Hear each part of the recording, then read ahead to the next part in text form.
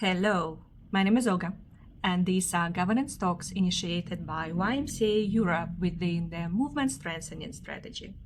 We are answering your questions on governance, so to help you to make your organizations more sustainable, more resilient. If you have any questions, please leave them in the comments under the videos, and we will be glad to approach them and to answer them. And today we are answering the following question. What should the board start with in order to ensure good governance in the organization? We understand that this is about the new board, and for sure we would recommend to start with the board induction training as a first thing. The board members should be on the same page. They need to understand, of course, what's happening in the organization, to study all the documents, to learn the history of it, so to be able to move further to the future. And second, they really need to understand what good governance means and what they need to do as board members. What is their role? What are the functions?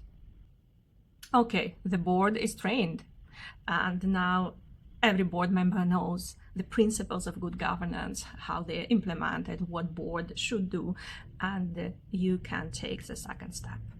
It is important that the board understands the key responsibilities of the board members and of the staff team. So there should be clear division of power and clear understanding who is doing what. And you really need to have this conversation together with the staff team and the board team, so to avoid in future any potential misunderstanding and conflicts. The responsibilities on who does what should be very clear. Governance and management teams are already working in good connection and cooperation, and you can think about the next thing, and this is joint shared strategy. You really need to ensure that there is a shared strategy in the organization where every member feels ownership, that this is our way, this is where we are going together, this is why we are doing these very projects and these very activities daily. We know our mission, we know our joint vision, we understand our strategic goals. This is our organization, this is our strategy. Number 4, you need to make clear how decisions are taken.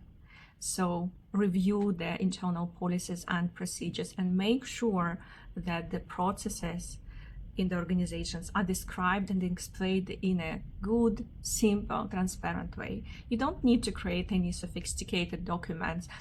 They should be clear because they have very practical purpose to explain people how processes are organized, how decisions are taken.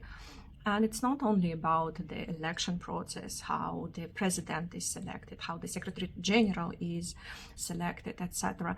It might be something very practical, for example, the rules of reimbursement, or how the participants to the international trainings are selected, and so on and so forth.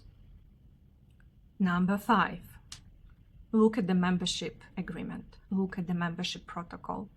Who are the members? How they become members? Do you have clear criteria? Do you understand how the process looks like?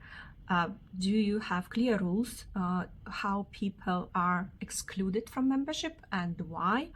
Who takes those decisions, and so on and so forth? Please make it very clear so every person understands how he or she becomes a member and why they can leave membership, can lose membership, and also explain the membership fees system, why this amount of money is taken and what it is spent for. And the last but not the least is succession.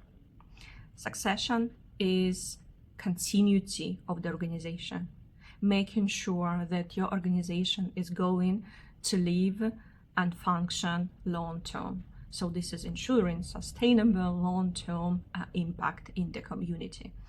And it's not only preparing new leaders for the organization, this is also preparing organization for the new leaders. Thank you. Don't forget to put a like, subscribe to the page, and leave your comments and questions.